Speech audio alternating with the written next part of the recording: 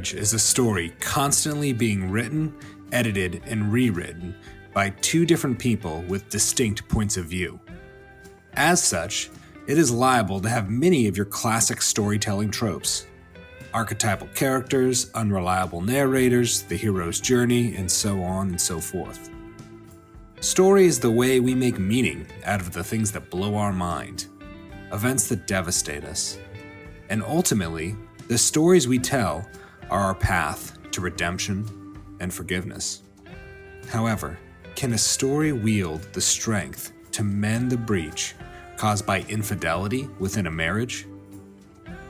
I am your host, Trevor White, and this is Marriage Stories.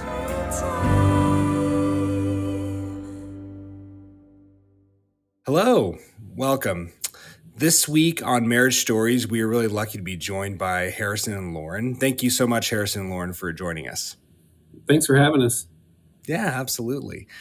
So, as we do every week, if you could you introduce your partner?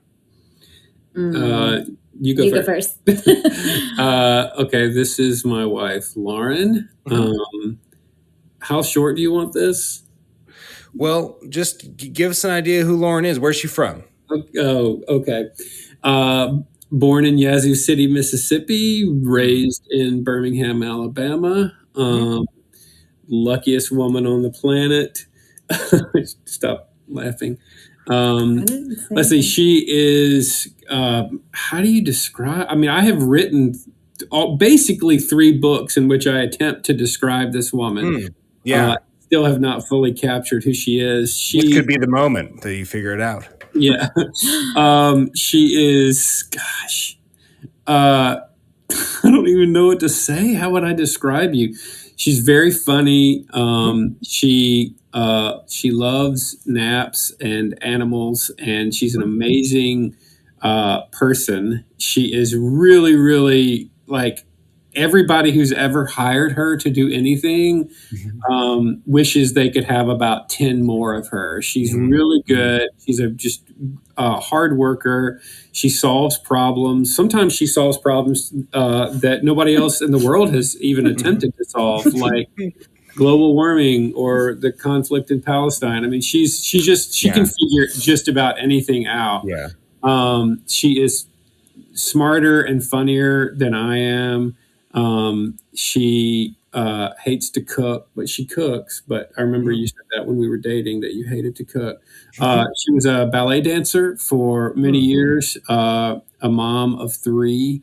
And gosh, I don't know. I mean, is that enough? Well, you just because in this podcast, I ask the hard-hitting questions. What kind of naps is Lauren into? Is it like cat naps, or are we talking like the epic hour-long, 2-hour long? You can't answer this. I love naps too, by the way. Okay. But I'll get a text says I'm going to rest my eyes for a few minutes, and classic, famous last words. It might be. She might text like an hour later and say that she didn't sleep at all. Okay. Or she will text like 2 hours later and the text will just say, I died. Yeah. So she's all over the place. She is. She doesn't nap as much as she used to. I know. Thank you. I was about to nap a lot more. Yeah. But yeah, she loves to, she could do anything in the bed. She work in the bed, eat in the bed. Mm-hmm. You love the bed. I do. I took a shower, got dressed, got back in bed. She takes a shower in the bed. Take Zoom blur the background and sit up like no one knows you're in your bed. That's true. That's true. You can do anything. I love naps and sleeping, but I do not love being in the bed. This is about me. Yeah. So, Lauren, what do you think? Is this a fitting introduction to you? Do you think it's fair what he said here? He hit most of the high points. Nice. All right, your turn. Okay. This is Harrison Scott Key. Mm-hmm. He went by Scott most of the half of his life he went by Scott. Less than half. And then in grad school he started going by Harrison. His mom still will randomly call him Scott if she's having a bad day. He was born in Memphis, grew up in the country in Mississippi. Mhm. And he is a writer, Mhm. teacher, and he has lots of degrees, like a PhD and like 5 master's degree. He's a perpetual student. And I Okay. say that in a good way. He's always learning and always wanting to learn and read and think and Right. discuss. And I think he would go back to school just over and over and over again if they let him. What would you say his favorite degree is that he got? I don't even know. You have a couple of master's degrees in various things: English, creative writing, his PhDs in playwriting, which he would say was a mistake, that he wished he had gotten his PhD in something else, more broad. It was a very narrow Yeah. field. Literature, English, writing. Yeah, I mean, anything writing is, I just do it like breathing, so that's always fun. Yeah. We have 3 girls. He's a great girl dad. Nice. Everyone has always said, "Oh, did you wish you had a boy?" Or, "Is your husband sad you didn't have a boy?" And Right. I've never gotten that sense. Not that we wouldn't have loved a boy, Mhm. but he's just a good girl dad. Yeah. He gets the need for Starbucks and shoes and makeup. They're all teenagers now, so we're in that world.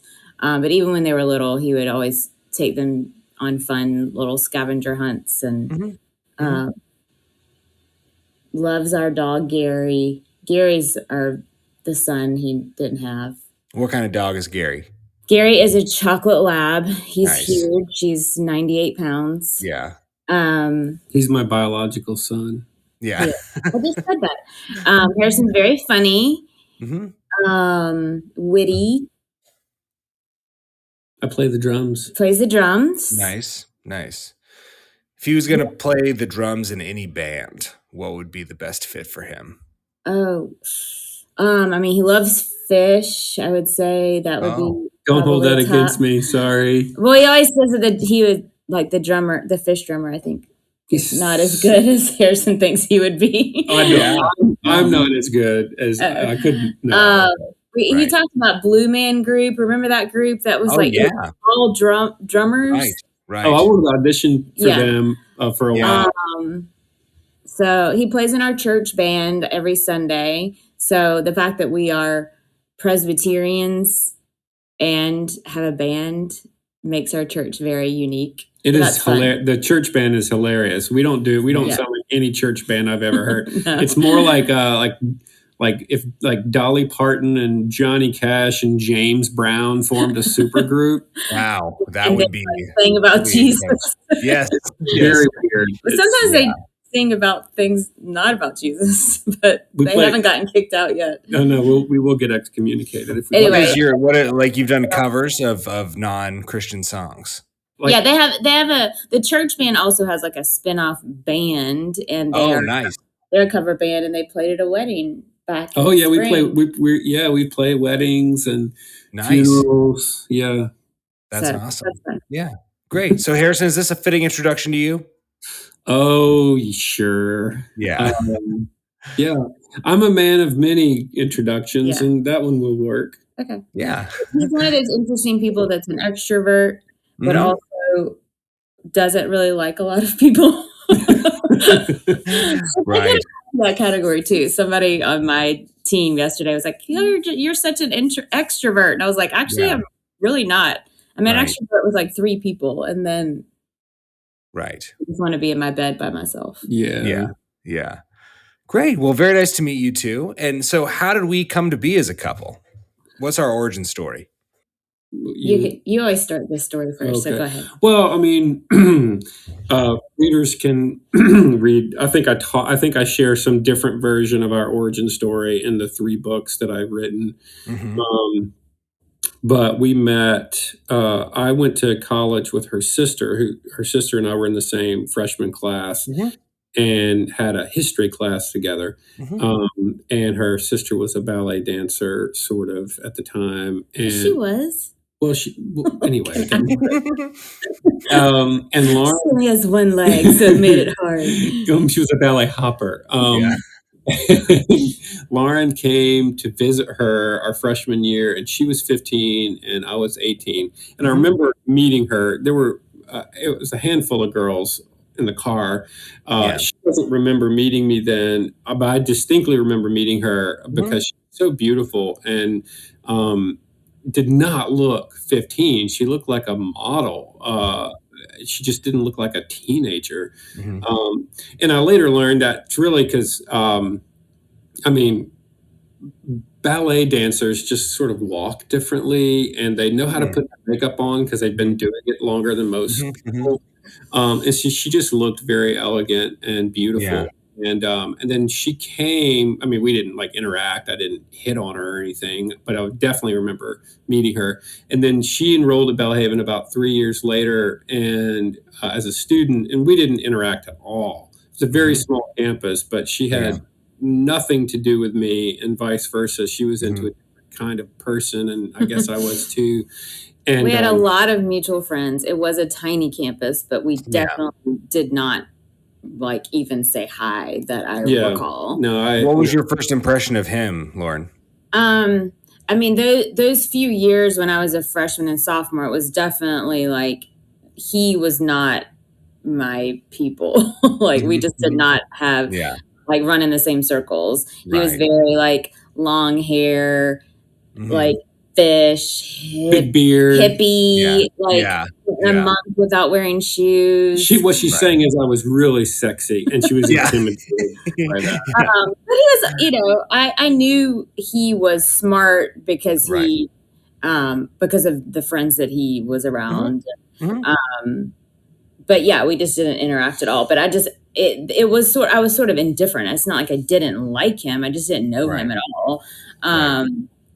And had several serious relationships in college. Dated one guy for 2 years, dated another guy for 4. So during college serious. And after. Do y'all ever find it funny that we use the word serious when it comes to relationships? It's like as if these are going to be like really somber, sort of, cancer related. It's serious. It's serious. Long term. Like to be in college and date somebody, like I was only at Belhaven for 3 years, but had like 2 long-term relationships. So fast forward, I was in grad school. This was about 3-4 years after I graduated. She was no longer a student. She was living with a good friend of mine near campus, waiting tables, teaching ballet, doing all kind of stuff. And so I would go home. I'd come home to Mississippi from grad school from various places, and I would often hang out with my friend. Her name is Sarah, and we would hang out and go to bars and grab coffee and sit around smoking cigarettes. And Lauren was there. And so we kind of interacted, and she was as beautiful as ever. But I noticed that she was also very funny and interesting in a way that I hadn't really understood as an undergrad. And I think she felt the same way. And we just I would see her over a period of about a year, maybe 6 months when I would come home. And eventually we were at the same wedding. And for a very brief window of time, I was hot. It lasted about 3 months. It was a summer, and he'd lost a bunch of weight. I hadn't really seen him. I mean, it really had been probably a year since I'd seen you. And he had lost a bunch of weight, and he was super tan, and he had completely shaved slick. Like, no hair, no beard. And he had a like baby blue linen shirt, which, is kind of inappropriate for a wedding, but whatever. And I just remember thinking like, oh, he looks really cute. And then I immediately thought that was the weirdest thing for me to think, just because I had seen him and interacted with him so many times and never, ever thought he was attractive on any level. But immediately I was like, oh, he's kind of cute. And then we talked that whole night and went to friends and ended up like staying up till 3 o'clock in the morning and went to Waffle House and just the 2 of us. And it was almost instant. It really was. We started dating, like officially dating 2 weeks after that. and we were engaged 6 months later, and we got married 3 months. So our entire dating, engagement, and marriage was all in Like 9 months. 9 months time. Wow. So your relationship was really, a baby, gestating there. Yeah. And then I let myself go, and here we are. Many years later. Yeah. So okay, we got married. When was that? So that was March of. No, we got married in 2003. 1986. We started in 2002. We got married in March of 2003. So it'll be 21 years this March. Okay. And then, we get married, we go off, we have some kids, right? We have 3 daughters. Yes. Not at the same time. It was staggered. And they're about 2.5 years apart. They're all 2 years. So right now they're 12, 15, and 17. And the 12-year-old will be a teenager 13, in about a month. So 3 teenagers essentially. Okay. Awesome. So, as y'all, transitioned from being an engaged couple to married, having kids, going through all of these things, what did you learn about your relationship and marriage? Like what was going well? What wasn't going well during that period of time? What I learned is that it was not very fun at all. What about you? Yeah, I mean it was fun some. It definitely felt immediately stressful. I mean, we basically had like every stressful factor factored in. Yeah. Like into the span of like our first 9 or 12 months of being married. It was a serious relationship, It was very serious. Well, I mean, we barely dated. We had not dated for very long. Our entire relationship was long distance. So we were really only together for maybe 2 months. And then our engagement was long distance. After we got married was still long distance because we got married over his spring break. He had to go back and finish graduate school. So we lived apart even after we got married. My mom had just died. If you read the book, you've read that part. She died 10 days before we got married. So it was, it was job change and city change and family change and grief and loss. And then just like, not only had we not ever lived in the same house, we'd never even lived in the same city before. So it was everything was new and hard and different, but there were moments where we did obviously love each other and and enjoy being together. It was the circumstances that were not fun. Yeah. Like in addition to all the things she's describing, I was now out of college for the first time in 10 years. I'd been in college for 10 years. Yeah. Right. And I was trying to become a grown up now. And so one thing that we'd like to say is that like, basically in the first year of marriage, we went through the life changes that most marriages don't go through for maybe 10 or 20 years. Yeah. Not, mostly like the losing the parent, the moving to a new city, out of school. I quit smoking, and I was like my whole pattern as a writer and a writing student, I was spending, 12 hours a day by myself, writing, reading at the coffee shop. And all of a sudden I had to like sort of be a normal person and go home and like eat these casseroles that she would make. And I didn't know I was a terrible cook. I didn't know how to cook, but all I knew was, as most people, all you know is your childhood, right? And like how your mom cooked and recipes that your mom made.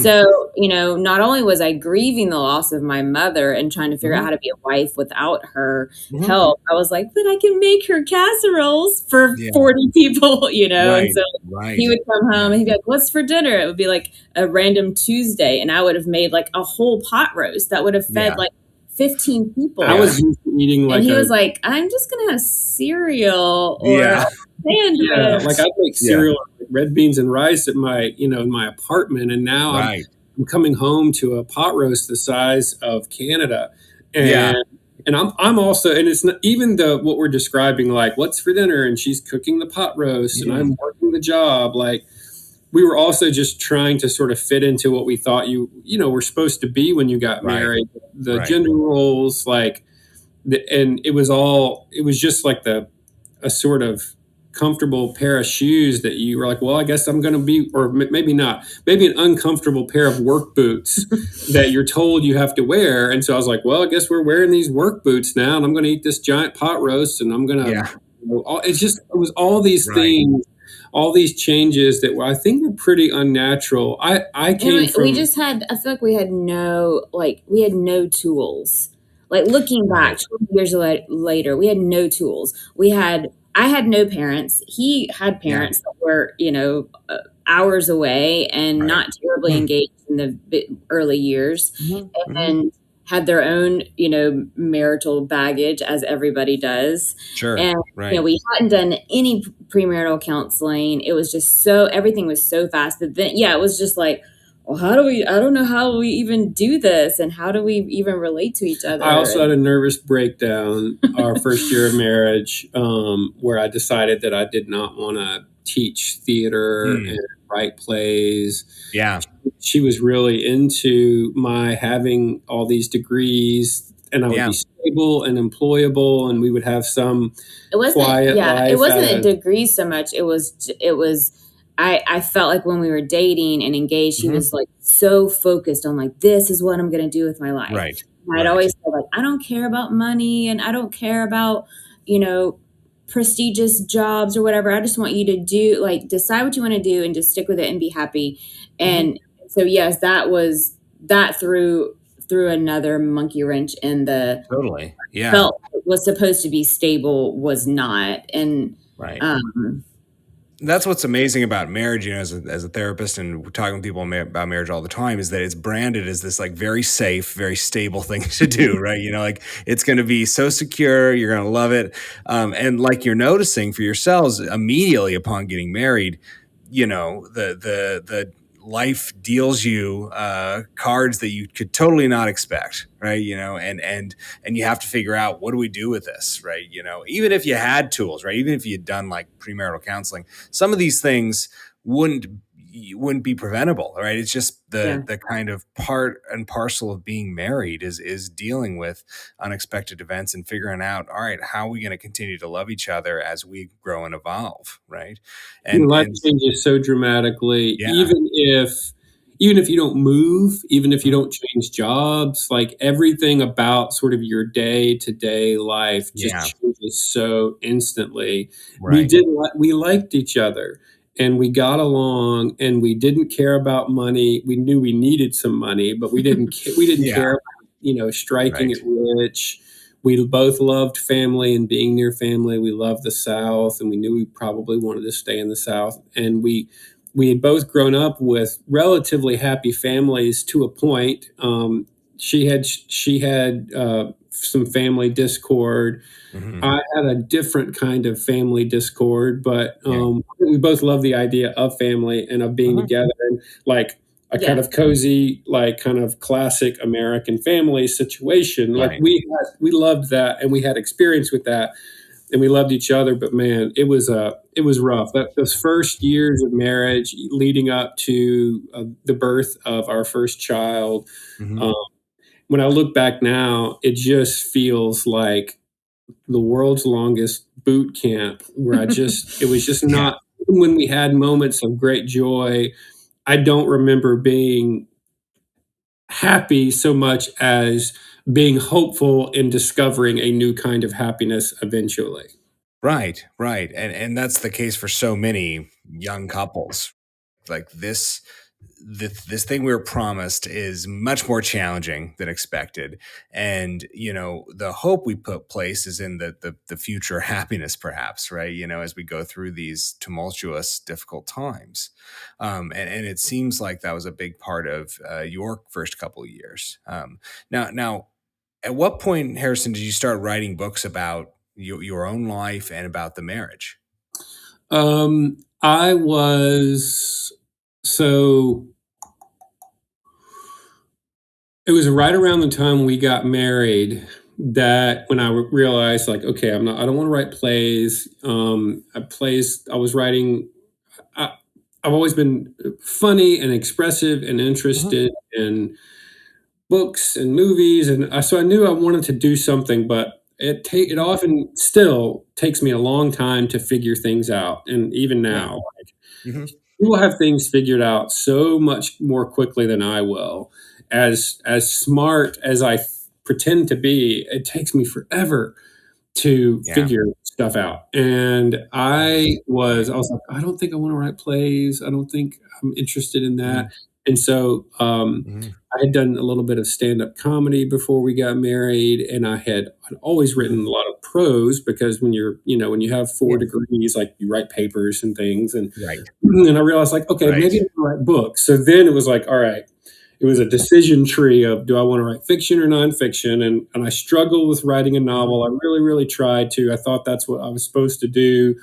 And I Right. was talking to a friend one day, and I said, I really don't know what to write about. And she said, well, as long Yeah. as it's as Right. funny as the stories that you used to tell about your dad, then Mhm. it'll be great. Mm. And that really got me Yeah. thinking. And Yeah. I was like, oh, I've been telling stories about my family for a long, long time. So I sort of Yeah. dove into that and trying to write stories about my childhood. At the same time, I wrote a couple of stories in which Lauren was a character, meaning these were Yeah. nonfiction Yeah. essays, and she might have a line or two of dialogue. And I actually published Right. one, and that was very strange. And then I was like, okay, I guess I'm going to do what Mhm. comedians do, which is, when Jim Gaffigan stands up, he's telling stories about his wife or Yeah. his kids or whatever. I was like, well, Right. maybe that's what I'll Right. do. And so I started trying to do that in 2003. And it would be 10 Mhm. years before I actually got a literary agent and had written and published enough stories that I could get a book Mhm. deal. So it took a long time. So that first book came Yeah. out in Right. 2015 when I was 39. Mhm. And Mhm. from there, it was just, I mean, I feel like I could write 3 or 4 more books of just stories about my life and Lauren and our Right. girl. Right. It's endless Yeah. material. Yeah, it really is. Right. And Lauren, so what was that like for you? He's writing about you and you're, someone now that is exposed to, you know, the world to anyone that's going to pick up his book. What is that like? Um, I mean, the content obviously of the first two books is very different than the third. So, Right. um, I mean, I feel like in a lot of ways it was providential that the first two books had already been written before the third book. I feel Mhm. like the third Mhm. book was like the only book he'd ever written. I'd have been like, yeah, no, that's not going to happen. Yeah. I had Yeah. warmed up to Right. the idea of being a character in his books. I mean, when he Mhm. was writing the first book, that was hard. Just timing wise, all the girls were little. He Mhm. spent so much time Right. writing. Um, that I knew that he loved it but I really just kind of saw it Mhm. as a hobby. It was like, Yeah. some guys go fishing all day long or some guys play Right. golf all day long and their wives are like, "Oh, he's Right. on the golf Right. course again." And so I just kind of treated it that way. I'm like, "Well, Yeah. he's at least in the house somewhere, probably writing or Mhm. on his Mhm. computer, occasionally go to a coffee shop." So I Mhm. really just viewed it as a hobby, and he was Right. always he would engage me and ask questions. What do you think about this? Is this funny? And I would read things. Mhm. I Yeah. always got veto power, and I definitely felt included in the process, which I appreciated. Mhm. Um, and Yeah. most of the stories, especially in those first two books, were funny and true. I'm like, oh yeah, I totally say Yeah. that. Right. The sarcastic Right. comments or whatever. Um, Mhm. so yes, I did. And we actually talked about this yesterday in our own marriage counseling. That Mhm. obviously over the course of 20 years, we have evolved as people. Yeah. Our marriage has evolved, but so Right. has the Right. idea of his writing and what him being a writer and an author in our family, what that Mhm. really looks like.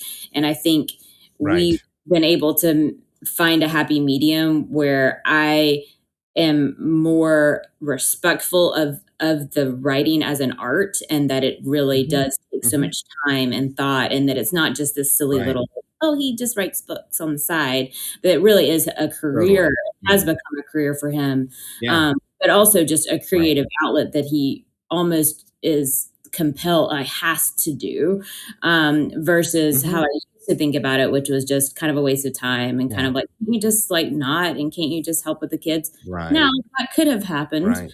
But again, Yeah. lots of books and therapy and years later, we've come to a place, and I Right. feel like he's also less defensive. I Yeah. feel like he doesn't have to defend it anymore. He does have 3 books. They are Right. successful. Right. He can Yeah. confidently say, "I'm a Totally. writer, and this is what I do, and I'm good Mhm. at it." And so, it's just part of the evolution of maturing as humans and maturing as Yeah. professionals to say, like, "Yeah, I'm a writer, and that's what I Totally. do." Whereas 20 years ago, I felt like I kinda had to Mhm. apologize for it, and he kinda felt like he had Mhm. to defend it, and so it became the Right. writing became like a barrier between us in our marriage, where now I Right. feel like in a Right. lot of Yeah. ways, the writing, not just the 3rd book, but just the process of being a writer and being married to a Mhm. writer, Mhm. um, in some ways has made our marriage closer and more, Yeah. I don't know, more engaging or more, understanding Yeah. of each other, I guess. Totally. So obviously the third book here, How to Stay Married, addresses a significant moment in your marriage. And it's your experience of and recovery from infidelity. And so, like you're saying, Lauren, it went from being you're a bit player in his books to a significant depiction of a very deeply personal event. And this is a thing that a lot of people experience.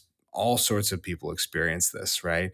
And I'm curious if you can speak to, just first off, the decision to write a book about this, right? About this thing that was so deeply, deeply personal. It didn't really, I mean, in one sense, it didn't feel like a decision at all. It felt like a Hmm. necessity that I had to do, in part just Yeah. because over time, writing really became my way of understanding the world. And I guess it Hmm. always had been, or storytelling, which Yeah. became writing. Right. And Hmm. so, in a way, like I'm kind of an idiot, and I I experience the world and I guess this is true of all artists. Maybe it's true of every person, but I experience the world Hmm. at sort of a different level.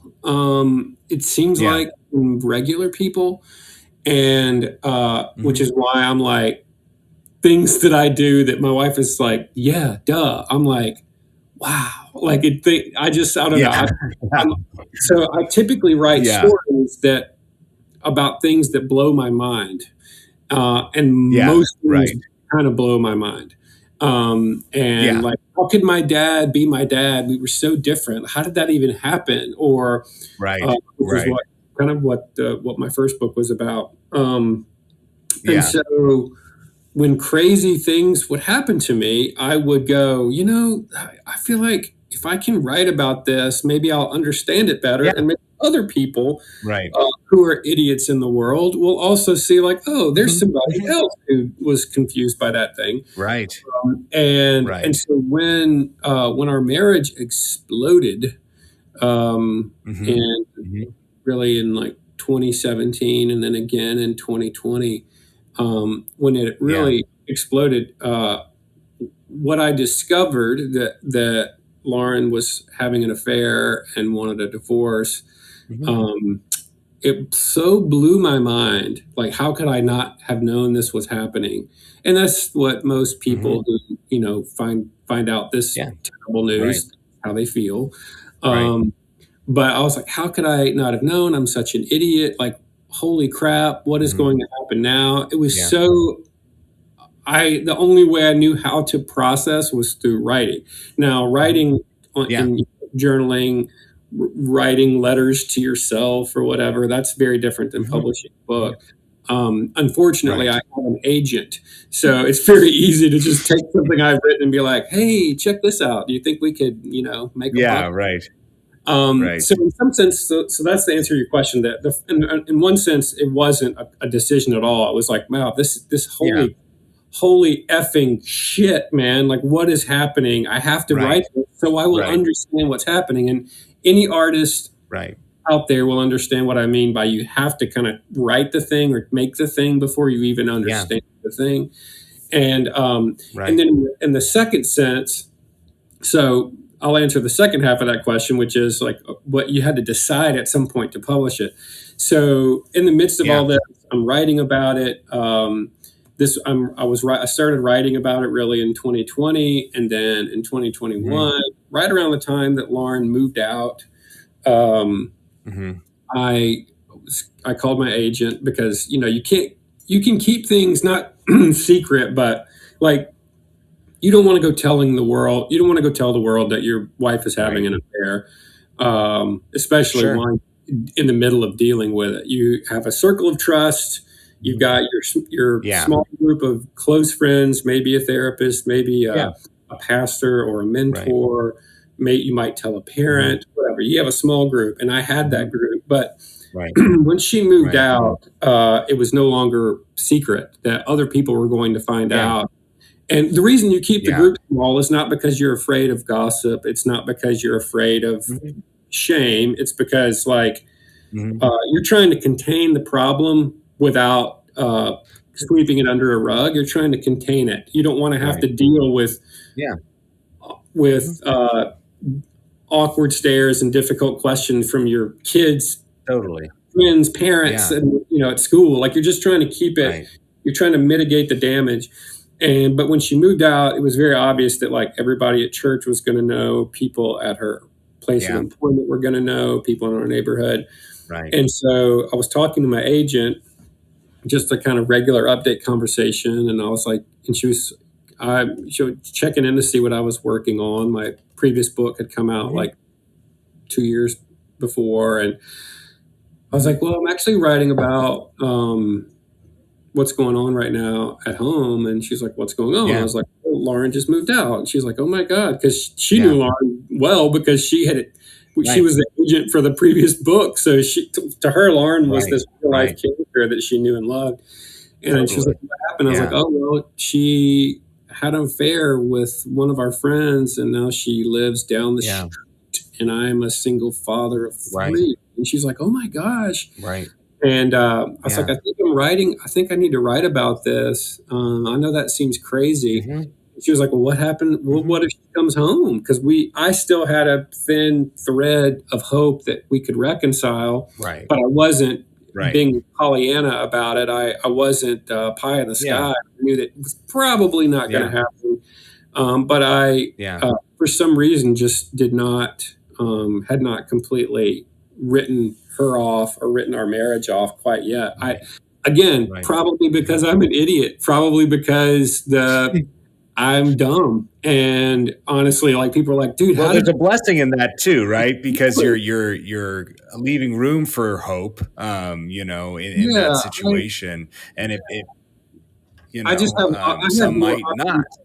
I think as depressed as I can be as a creative person, I tend to have a lot of optimism about the world, or at least about my place in the world. I really do think things are going to work out for me constantly, which that is so valuable. That is like the most valuable thing that I probably have in my personality.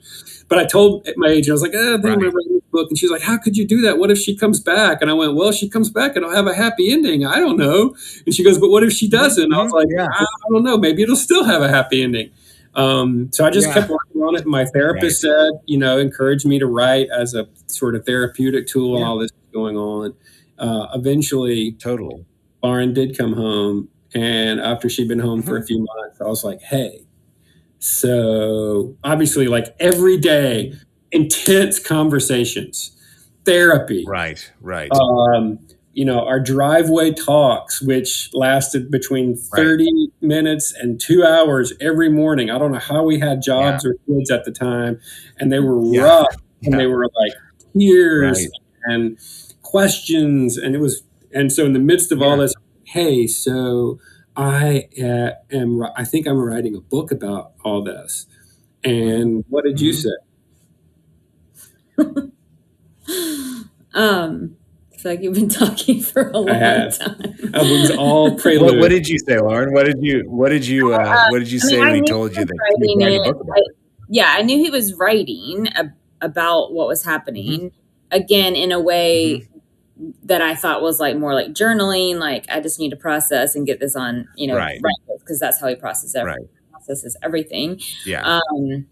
And I had just moved home, so it was still very fresh and raw, and we were kind of reeling still Yeah. and figuring out like what does this even Right. look like, and Yeah. and so the fact that he even mentioned it like early on was, like kind of classic, like really. Like of all the things that you're going to Yeah. put an idea about, this is Right. it. And so my first reaction was like, I Right. was so mad. I think I stormed inside and slammed the door and was like, you can literally write about anything. Like, why are you writing about that? Like, not just writing this, like, why do you want this to actually be published and be a book? Like, I was just completely not open to the idea at all on any level. Yeah. And, Yeah.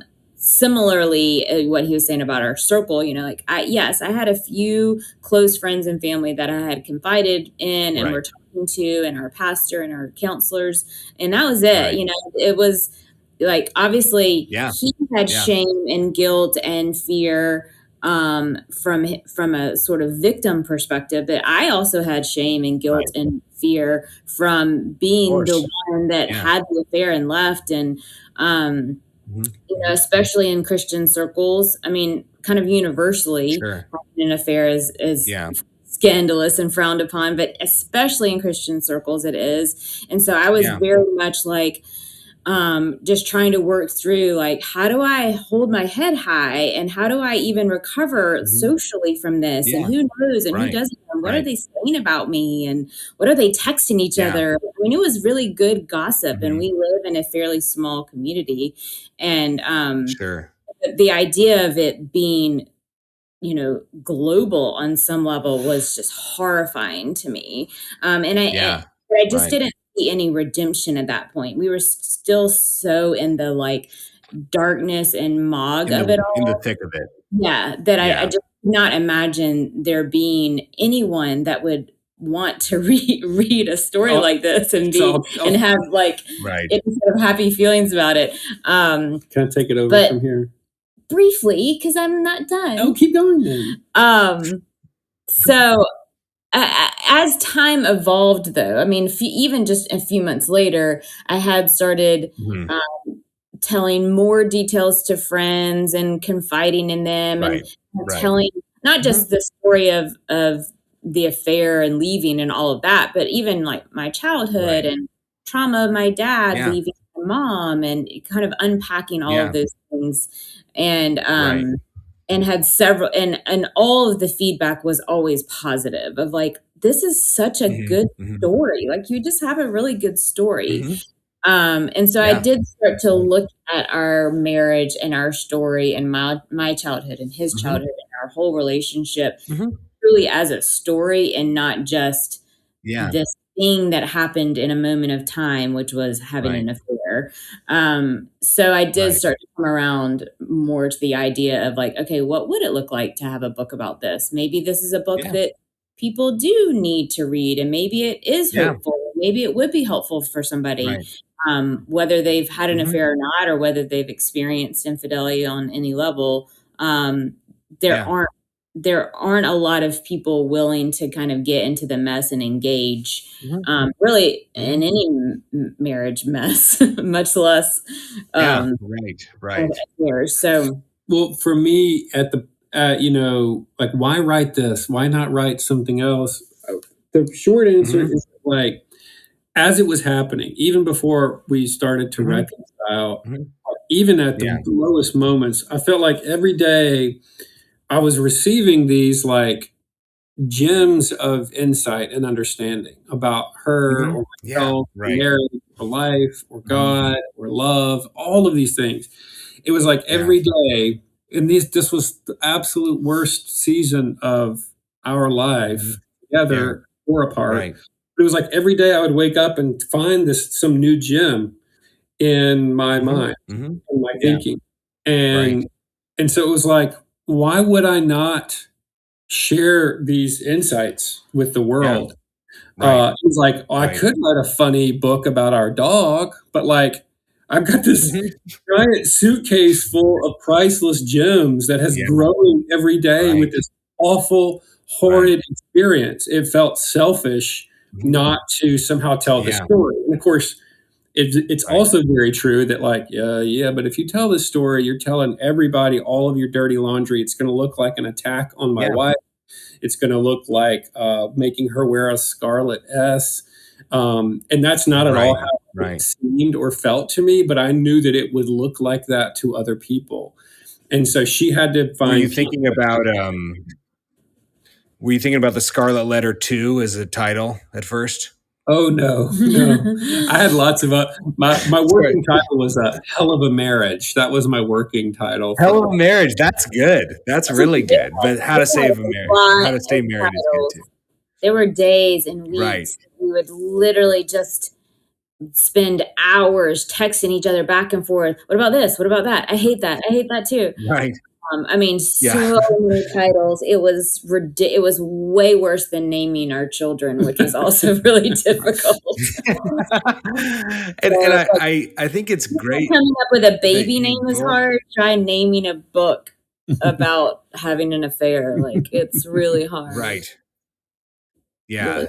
So I really love how both of you got around to this idea of the redemptive power of storytelling, right? The way that we make meaning out of these traumas in our marriage is so significant, so important, and how it allows us to continue to evolve and grow and learn from them. And obviously yours is a very public story, but every couple, I think, tells stories to each other, to their family, to their friends, and it's a meaningful thing. And when it comes to infidelity, we have these archetypes, like you're mentioning, Harrison, right? The Scarlet Letter, these ideas about what each person, the roles that they occupy, their kind of archetypal figures that they play, and the book does a great job of transcending some of those archetypes, right? That's not just like someone's a cheater and someone's the betrayed, or these kind of really reductive ideas of like once a cheater always a cheater,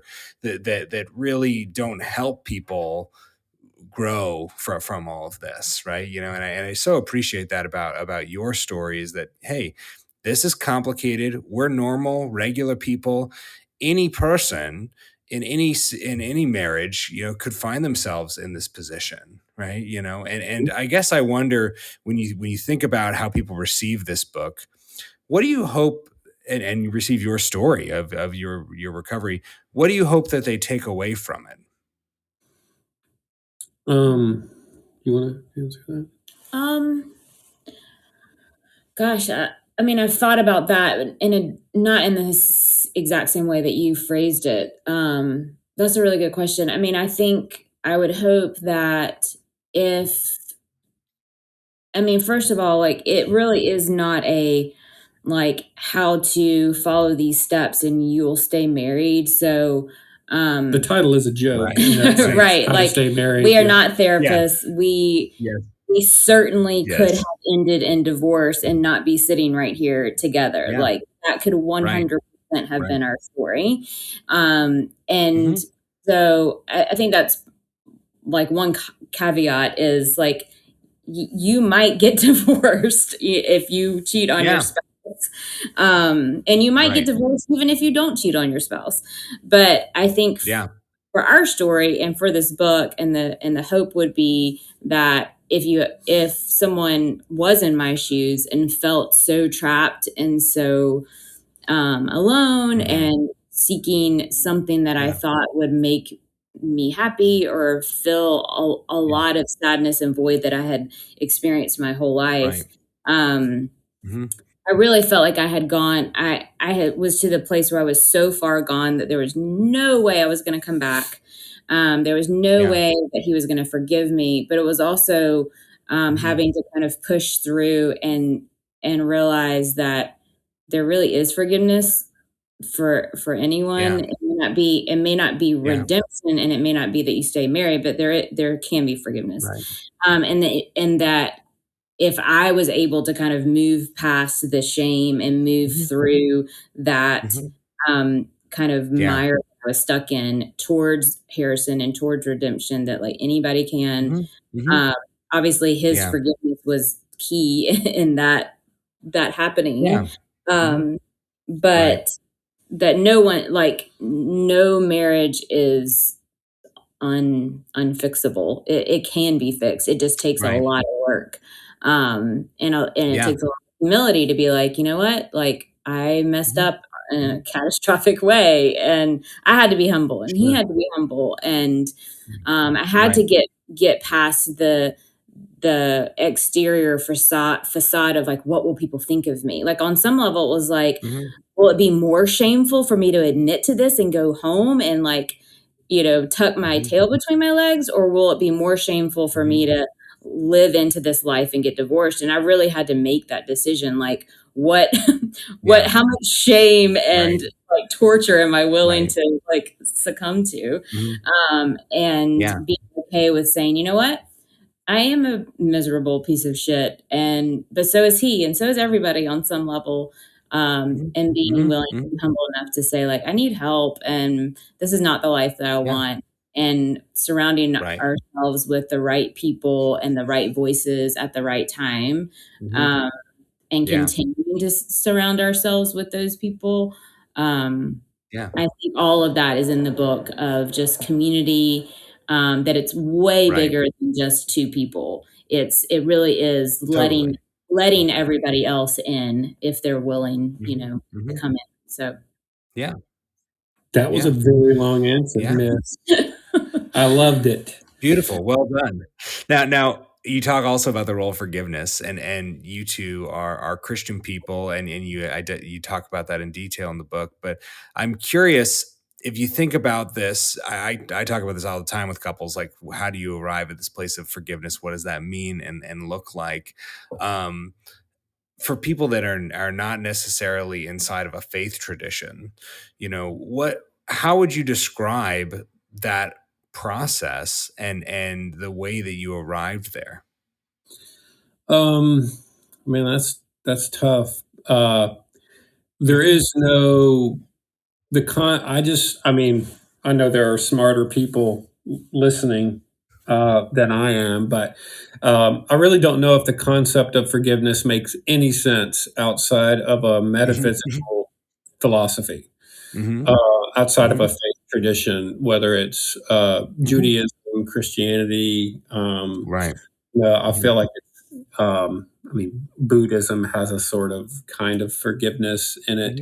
But I don't even know if you can talk. I don't even know if it makes sense. The concept of forgiveness just doesn't quite make sense unless it's like a utilitarian. Well, you forgive people so that they don't hurt you, and the world will be better.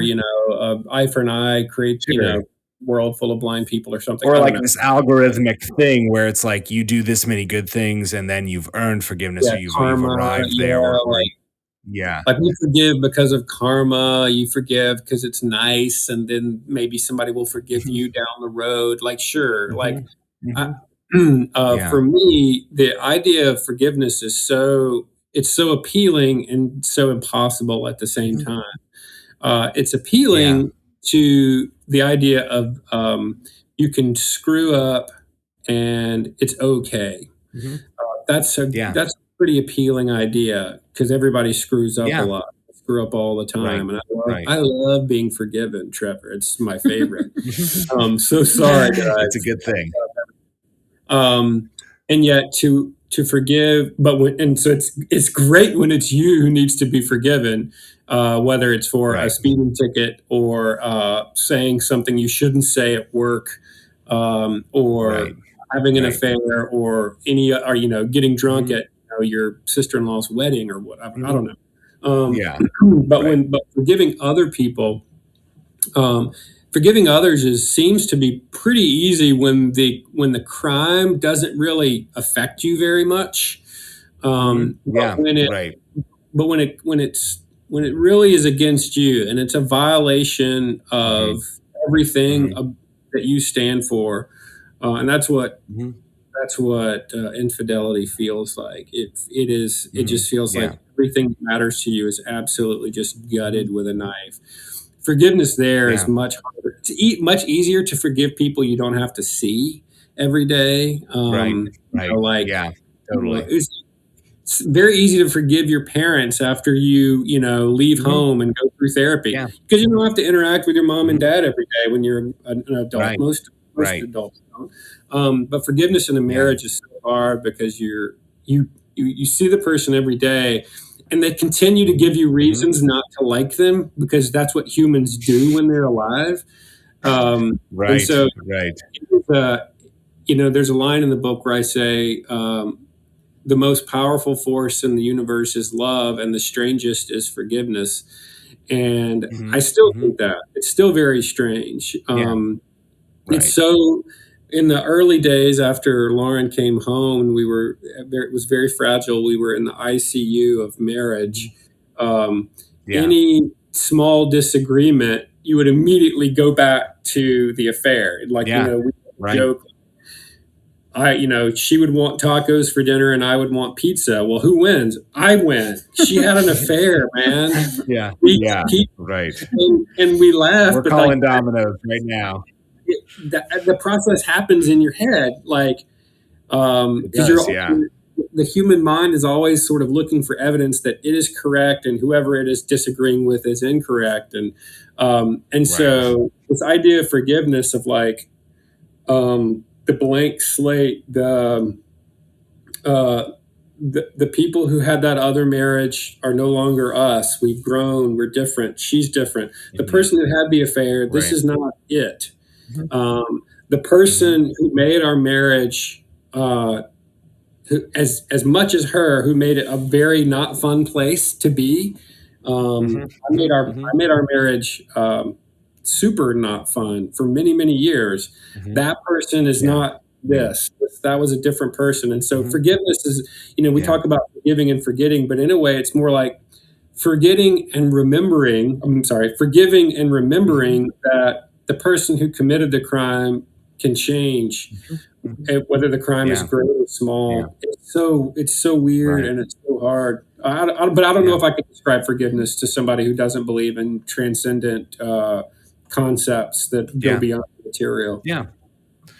Yeah, it's challenging because I work with a lot of people that are recovering from infidelity in my practice, and I find that when people don't have a faith tradition, trying to wrap their head around this, like you're saying, it's transcendental, it's metaphysical, and there isn't an easy model. Right. There's not something you can just point to, right, in that sort of way. Catholics are the easiest to work with because they're like, oh, man, I love this idea of I did something wrong. Tell me exactly what I got to do. And then we can move forward. And that works pretty well. But it's. Well, go ahead. Lauren, what were you saying? I was just saying it. I think also a weird kind of twist that happens in the mind of the cheater. That's me. Is there was definitely a moment in time where I had to decide if I wanted to be forgiven or not, because on some level I knew that he could be forgiving and saying, it's okay, I want you to come home, I forgive you, let's move on and let's fix this, let's go to therapy. But I could have also made a choice to not be forgiven and say, nope, I don't want your forgiveness. For whatever reason, either I don't want to reconcile, therefore I don't want forgiveness, or also I don't want to face the reality that I need to be forgiven. So, and then you can kind of even manipulate it further, and I could think of myself as the victim then. Well, he is forgiving, but I can't, and I don't deserve to be forgiven. So I'm just gonna we'll just get divorced and I'll just wither away. And then it'll be I'll be so sad and so lonely. And that's so manipulative and backwards to then flip that on its head and say, no, I I did mess up, but he is willing to forgive me. Therefore, I need to be willing to forget, to let the forgiveness sink in and move past it. And not that you sweep it under the rug. You do deal with it and go to the counseling and have the sessions and yell and scream and fight and work through it. But I don't I mean, we make jokes about the, dinner thing and him having like the trump card, but ultimately I have not felt like that. I feel like if the roles were reversed and he had cheated on me, I definitely would act like that. Like I'd be like, I'm always going to have this little card in my back pocket. And I've not gotten that sense from him. He doesn't hang it over my head. It's not something obviously that we talk about constantly, but the book has kept it, for better or worse, fresh, so to speak. So that we do kind of have to revisit it and talk about it and, do podcast interviews and all of those things. But I mean, that would be another thing I would say about your other question about what will people get out of this? It's just the don't let yourself become an unnecessary victim in some situation that can be resolved. It's okay to be we both participate. I let you forgive in this me. forgiveness. I Right. forgive you. You let me forgive you. You forgive me, and I'll let you forgive me, because it really has to be both for both. Yeah, it's a multifaceted thing, and it's like we're talking about transcendental in a way. There's this saying, right? To err is human and to forgive is divine. And it's not to say that the person that forgives is then in the place of divinity, but there's a touch of divinity in the way that we heal together, right? And clearly, as y'all talk about it, as y'all have written about, right, that there is that sort of feeling of divinity and being able to transcend this kind of hellish landscape that you are in, and that's so inspiring for couples. And certainly as a couples therapist, I really love that.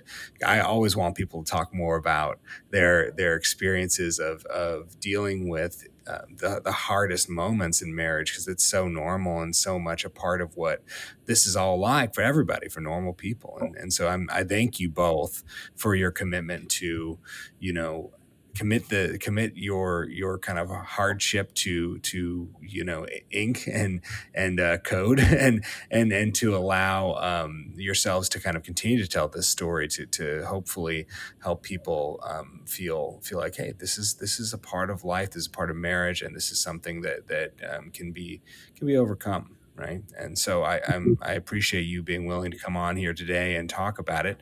Now, you mentioned, right, that we got the book is called How to Stay Married. Right. What should the title of our story here today that we're telling be? You mentioned you got a lot of good titles, in the backlog. We had a lot of terrible titles in the backlog. What was the worst? What was the worst one? Oh gosh, we can't say it. It cannot even be spoken into words. Oh yeah. I know what it is, and you know what it is. Yeah, it's going to go to the grave. And my editor knows my sister knows what it is. Oh yeah, nice. But what could we call this episode? Maybe forgive and forgive. No, let me finish. We could call it "Let Me Finish." It could be called "Stop Talking." Stop talking now. It's my turn. I can hear you interrupting me. What do you think? Do you like? I liked Hell of a Marriage. Oh, that's good. Yeah, let's call it that. Good. That's good. We'll go with that. Nobody has ever liked that title. My agent didn't like it. Really? I'm like, oh my gosh. Good. I love that title. It's good. It has a double meaning. Right. It's like positive and negative at the same time. Hell of a Marriage. We're talking about this whole idea of transcending, these challenging things. And that's what, it's like very Dante, I guess. Yes. So great to talk with both of you today. For those listening, go check out How to Stay Married. What's the best place that they can buy that book? Anywhere books are sold, from the Evil Empire, Amazon, to independent bookstores, anywhere online. It's all over the place. If you go in a bookstore and they don't have it, you can request it and they'll get it. but she and I did the audiobook ourselves, and everybody, I think, universally likes the audiobook because it's us and it's such a personal topic. And so Lauren has a chapter in the book, and she narrates that. And there's so much nuance in the story that I think it might even be better on Audible. So yeah, recommend that too. All right. Awesome. Well, thank you so much for joining today. All right. Thanks, Trevor. We'll see you later, man. Where goes the time? Thank you for listening to today's episode of Marriage Stories. As always, I am your host, Trevor White. Production of this episode was done by Gabe Martinez. Music provided by OK Carroll. Our website, where you can find all of our episodes and sign up to receive new episodes direct to your inbox, is launchtoland.com. Once again, that's launchtoland.com. Feel free to follow along on all of our social media channels at Launch to Land, as well as our YouTube channel. Starting your own marriage story? Head over to launchtoland.com and check out our premarital counseling video series with host and licensed marriage and family therapist Trevor White. This comprehensive series will prepare you to take off in the marriage you want. Listeners can use a special promo code PROLOGUE to get 15% off your first purchase. Once again, that is promo code PROLOGUE to get 15% off your first purchase. Enjoying marriage stories? Please subscribe, like, share, tell a friend, and leave a 5-star review. And as always, be sure to join us next week as we take another marriage story off the shelf.